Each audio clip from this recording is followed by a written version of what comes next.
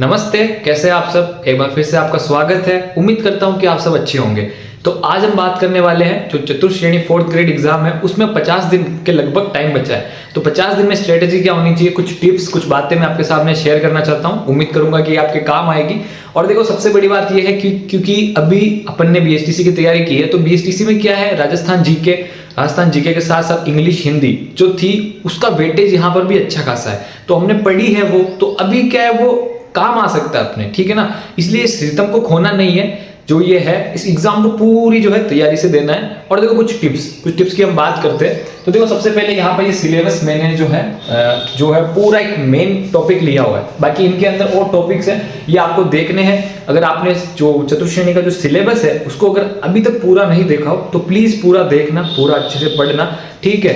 तो अभी एग्जैक्ट बाकी है 50 दिन। कितने दिन बाकी है? 50 दिन बाकी है, ठीक है। तो अब कैसी स्ट्रेटेजी होनी चाहिए, किस तरीके से पढ़े। तो देखो, सबसे बढ़िया स्ट्रेटेजी क्या होती है किसी भी एग्जाम की? सबसे बढ़िया स्ट्रेटेजी ये होती है कि उस टॉपिक को पढ़ा जाए। जैसे कि यहाँ पर हिंदी है तो हिंदी को खोला जाए। हिंदी के अंदर बहुत सारे टॉपिक्स है, संज्ञा, सर्वनाम, जो विशेषण, संधि, विसर्ग, ऐसे बहुत सारे टॉपिक है। उन टॉपिक को पढ़ा जाए, फिर टॉपिक वाइज मॉक टेस्ट लगाया जाए, ठीक है। टॉपिक वाइज मॉक टेस्ट लगाया जाए, फिर उनको एग्जाम से 1 महीने पहले या कुछ समय पहले वापस रिवीजन किया जाए, और लास्ट में पूरे जो है एग्जाम के मॉक टेस्ट पीवाईक्यू ऐसे सॉल्व किए जाए। ये स्ट्रेटेजी देती है और ये स्ट्रेटेजी सबसे बेस्ट है, ठीक है। लेकिन अब समय कम बचा है, तो देखो यहाँ पर हम पूरी जो है सिलेबस वाइज बात करते हैं। अब यहाँ पर है हिंदी, ठीक है, हिंदी। तो अब जो हिंदी है हमने बीएसटीसी में भी पढ़ी थी, ठीक है। लेकिन यहाँ पर मैं आपको बता दूं कि यहाँ पर थोड़ी सी जो हिंदी है ना, थोड़ी सी अलग आएगी। जो क्वेश्चन है थोड़े से अलग आएंगे, ठीक है। क्योंकि हिंदी यहाँ पर है 20, हिंदी के कितने 20 क्वेश्चन आने वाले। तो 10 क्वेश्चन तो ऐसे आएंगे जो हमने बीएसटीसी में देखे थे वैसे ही, लेकिन 10 क्वेश्चन कुछ अलग तरीके से आएंगे। अब इसके लिए आपको क्या करना है, जो पुराने राजस्थान के या एमपी के या यूपी के या सेंट्रल लेवल के किसी के भी, आप जो है राजस्थान की तो देखनी ही है, ये भी देख लेना, आपकी हेल्प हो जाएगी। मेरी बात ध्यान से सुनना, मैं क्या कह रहा हूँ। राजस्थान के जो पुराने जो 12th लेवल तक के जो कंपटीशन के एग्जाम के पेपर है, जैसे सीईटी 12th लेवल, पशु परिचर, वन रक्षक, कांस्टेबल, ऐसे पेपर में भी क्या है, हिंदी इंग्लिश है। तो आप वो देख लेना, ठीक है ना। उन पेपर को देखना, और इंग्लिश में भी उन पेपर को आपको देखना है कि क्वेश्चन कैसे बनते हैं, क्या बनते हैं। फिर आपको क्या करना है, टॉपिक वाइज हिंदी में जो भी टॉपिक होंगे ना, बहुत सारे टॉपिक्स, ठीक है। इंग्लिश में भी बहुत सारे टॉपिक्स होंगे, ठीक है। तो अब यहाँ पर बहुत सारे टॉपिक्स है, कुछ टॉपिक आपको लगेगा कि छोड़ दे, तो देखो आपके ऊपर है। जैसे मान लो इंग्लिश में 20 टॉपिक है, तो 20 में से एक टॉपिक छोड़ दो और 19 को पढ़ो, तो चलता है, ठीक है। लेकिन उस टॉपिक को बिल्कुल नहीं छोड़ना है, उस टॉपिक को थोड़ा सा गैप पढ़ना है, देखना है एक बार कि मानो एग्जाम में क्या बताओ, उस टॉपिक से रिलेटेड सिंपल क्वेश्चन आ जाए, हार्ड क्वेश्चन नहीं आए, ठीक है। और कौन सा टॉपिक छोड़े ये भी आपको कैसे पता लगेगा, जब आप राजस्थान के पुराने पेपर्स देखोगे। पुराने कौन कौन से देख सकते हो आप? सीईटी 12th लेवल, ठीक है ना, 12th लेवल वाले देखना है। कांस्टेबल का हो गया पुराना वाला, और जैसे कि पशु परिचर हो गया। बहुत सारे ऐसे एग्जाम हैं जिनमें ये पैटर्न रहता है। राजस्थान के पुराने जो एग्जाम है उनके जो आप पेपर डाउनलोड कर सकते हो ऑनलाइन सर्च करके, और वहां से देख सकते हो, पता चल जाएगा कि क्वेश्चन कैसे बनते हैं, क्या कितना पढ़ना है, ठीक है। तो ये यहाँ पर हो गया कि आप हिंदी में जो है टॉपिक वाइज पढ़ लोगे। टॉपिक्स का अगर आपके पास मॉक टेस्ट हो तो मॉक टेस्ट भी लगा लेना। बाकी आप जो है ये पेपर्स में से भी क्या है, मॉक टेस्ट ऐसे यूज कर सकते हो, ठीक है ना। और फिर आपको जितने हो सके उतने क्वेश्चन हर टॉपिक के देखने ही है।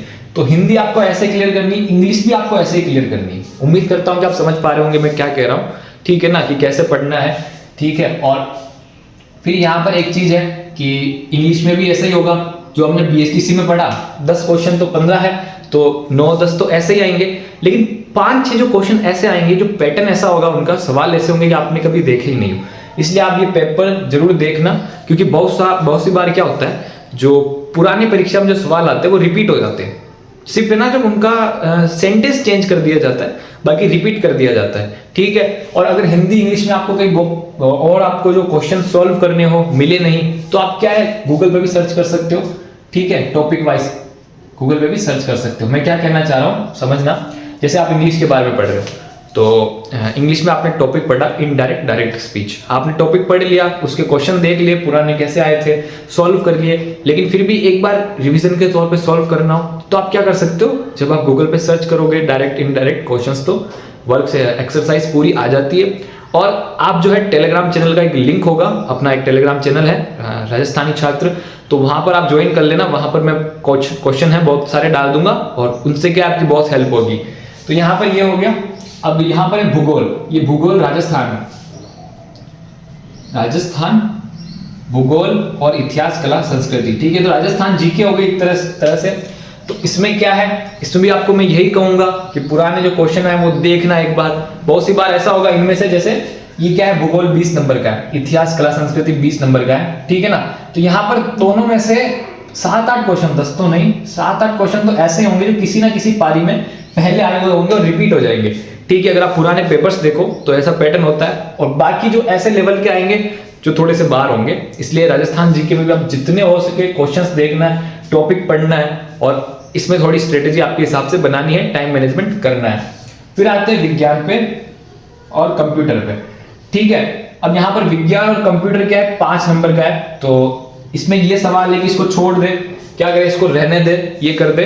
तो देखो विज्ञान को तो आप मतलब जो है पूरी थ्योरी मत पढ़ना। विज्ञान में आप क्या करना, जो पुराने पेपर्स में जो क्वेश्चन आए वो देख लेना। बाकी अपने एमपी के और यूपी के जो पेपर होते हैं ना, कांस्टेबल के या 12th लेवल और कोई पेपर हो गया, उनमें कुछ क्वेश्चंस हो, वो क्वेश्चन आप देख लेना।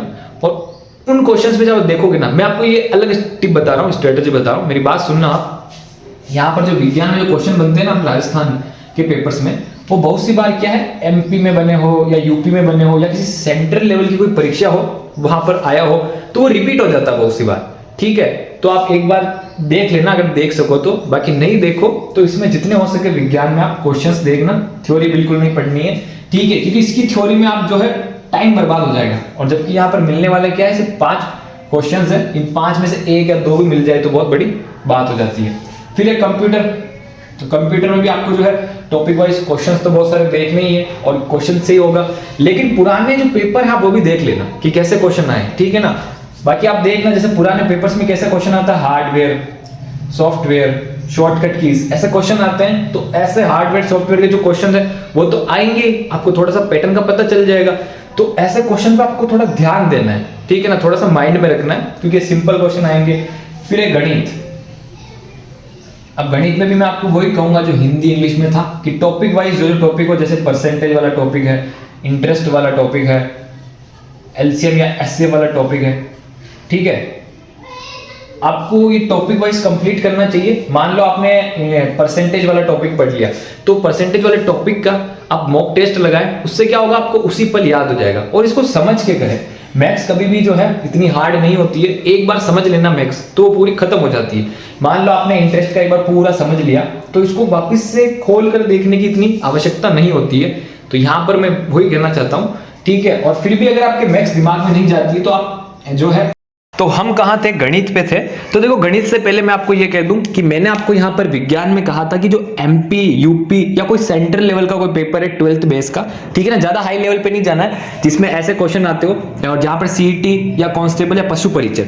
जो मेरे कहने का ये मतलब है, जैसे एमपी, यूपी या सेंट्रल एग्जाम में कोई 12th लेवल के जो बेस के जो पेपर होते हैं, और या सीईटी 12th लेवल, कांस्टेबल, पशु परिचय राजस्थान में जो पुराने हो चुके हैं, इन पुराने पेपर्स में जो क्वेश्चन आते हैं ना, हिंदी के, इंग्लिश के, है ना, या आप ले लो विज्ञान के, कंप्यूटर के, गणित के, ये क्वेश्चन बहुत सी बार रिपीट होते हैं, ठीक है। अगर आप पशु परिचय का जो है पेपर लेके देखोगे या कांस्टेबल का पेपर लेके देखोगे, तो बहुत सारे क्वेश्चन आपको एमपी, यूपी वाले में मिल जाएंगे पेपर्स में, बहुत सारे सेंट्रल लेवल में मिल जाएंगे। मैं ये नहीं कह रहा सारे मिल जाएंगे, लेकिन मैं ये कह रहा हूं कि आपको ये देखना जरूरी है कि जो पेपर है वो कैसे बनता है, क्वेश्चन का जो पैटर्न है वो समझना आपको जरूरी है। और यहां पर अगर विज्ञान में क्या है, विज्ञान में फैक्ट बेस पे पेपर बनता है, ठीक है ना, कि पूरा जो है उसमें से कहीं से भी आ सकता है। टॉपिक होगा यहाँ पर कि फिजिक्स, ठीक है ना, फिजिक्स मान लो किसी चीज की फिजिक्स, जो उसका जो वो होता है ना, क्या कहते हैं उसको, पूरा वो मोमेंटम बल, ऐसे वहां से कहीं से भी क्वेश्चन आ सकता है। तो यहाँ पर थोड़ा क्या, यहाँ से अगर आप देख लोगे एमपी से, यूपी से, पशु परिचय से, कांस्टेबल, सीईटी से पुराने पेपर्स देख लोगे, तो वहां से जम गया तो हो गया। लेकिन गणित में क्या होता है कि परसेंटेज, अब यहां पर आपको परसेंटेज समझना पड़ेगा, ठीक है ना, बस वैल्यू चेंज होती है, बाकी परसेंटेज बेस्ड क्वेश्चन आ जाते हैं। इसलिए यहाँ पर गणित में आपको थोड़ा क्या परसेंटेज समझना पड़ेगा, इंटरेस्ट समझना पड़ेगा, एलसीएम एचसीएफ समझना पड़ेगा, और समझकर आपको मॉक टेस्ट भी लगाना है, जिससे आपको ऑन द पॉइंट याद हो जाएगा या पता चल जाएगा कि आपने कहां पर समझने में गलती की है। ठीक है, और इंग्लिश हिंदी में भी ऐसा ही होता है। ठीक है, तो यहां पर समझ गए मैं क्या कहना चाह रहा हूं कि पुराने क्वेश्चंस आप जरूर देख लेना, पुराने पेपर्स देख लेना, थोड़ा सा 1 घंटा ज्यादा जग लेना, लेकिन कहीं से भी ये वाले तो देख ही लेना राजस्थान के, और जितने हो सके उतने क्वेश्चंस तो देखने ही है। बाकी ये है। और फिर हम आते हैं पॉलिटी पे। पॉलिटी में यहाँ पर है राजस्थान की भी है। ठीक है, राजस्थान की राजनीतिक पूरी वो है, और इंडियन कॉन्स्टिट्यूशन भी है, ये चीज भी है। तो जो आप बुक लेके आए हो उस बुक से आप पढ़ लेना। ठीक है ना, उस बुक में होगा वो सब आपको पढ़ना है, और जितने हो सके इसमें भी क्वेश्चन देखने हैं, ये है। और अब यहाँ पर 9th मैंने जगह छोड़ी है, और ये जगह इसलिए छोड़ी थी कि यहाँ पे थे करंट अफेयर्स, यहाँ पे थे करंट अफेयर्स। ठीक है ना, जिसमें से 5 नंबर है भारत के करंट अफेयर्स, ऑल इंडिया के, और 5 है राजस्थान के। ठीक है, तो अब देखो करंट अफेयर्स में क्या होता है कि बहुत ज्यादा है। ठीक है ना, अभी पूरे पिछले साल तक के कितने भी करंट अफेयर्स आ सकते हैं। ठीक है, 5-6 महीने में जो भी करंट अफेयर्स हुए हो, जो भी घटनाएं हुई हो, तो कितनी घटनाएं, कितना आप पढ़ोगे। तो इसलिए करंट अफेयर्स में क्या किया जाता है, एग्जाम से 1 महीने पहले मार्केट में पूरे साल की करंट अफेयर की बुक आती, छोटी सी, तो उसको आप ले लो और दिन में थोड़ा सा उससे पढ़ के कवर कर लो। बाकी आपको जो न्यूज में है वो एक्टिव रहना ही है। जैसे बहुत सारी न्यूज जो इंपॉर्टेंट है, ठीक है, जैसे यहाँ पर भारत में अभी ऑपरेशन सिंदूर हुआ था, हमने ऑपरेशन सिंदूर किया था पाकिस्तान के खिलाफ, तो देखना यहां से क्वेश्चन आएंगे ऑपरेशन सिंदूर से। ठीक है ना, इंडिया ने क्रिकेट में कुछ किया हो या ओलंपिक में कुछ किया, ऐसा कोई खेल में कुछ किया हो, तो ऐसे क्वेश्चन आएंगे। आप देखना ऑपरेशन सिंदूर का क्वेश्चन आने का चांस है ही है।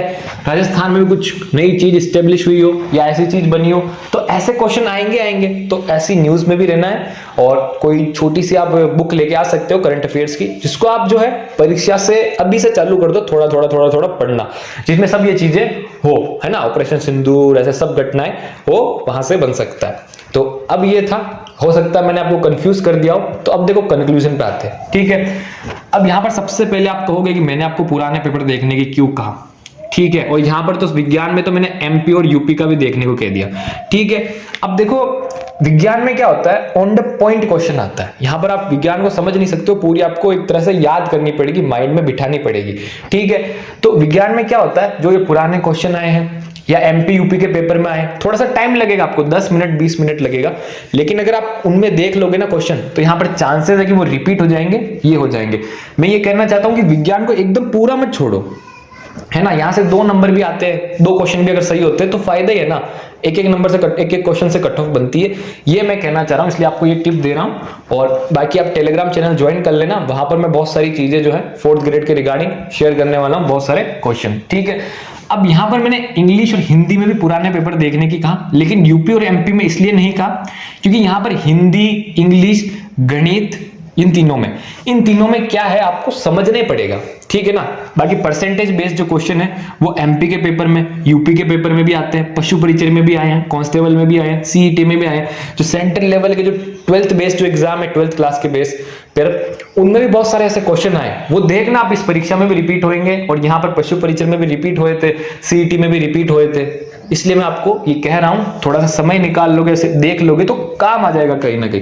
ठीक है, बाकी एलसीएम एचसीएफ समझना तो है ही है। ठीक है ना, थोड़ा सा आपको टाइम लगेगा, और अगर आपको गणित में दिक्कत हो समझने में, तो आप क्या है टॉपिक वाइज यूट्यूब पे सर्च कर लेना, जिसका अच्छा लगे उससे टॉपिक समझ लेना, ये है। बाकी आपके सामने मैंने बता ही दिया। फिर भी अगर आपका कोई डाउट हो, कोई शिकायत हो कि कुछ मैंने गलत बता दिया हो, तो आप कमेंट बॉक्स में कह सकते हैं। और आपका बहुत बहुत धन्यवाद, मिलते हैं नेक्स्ट वीडियो में।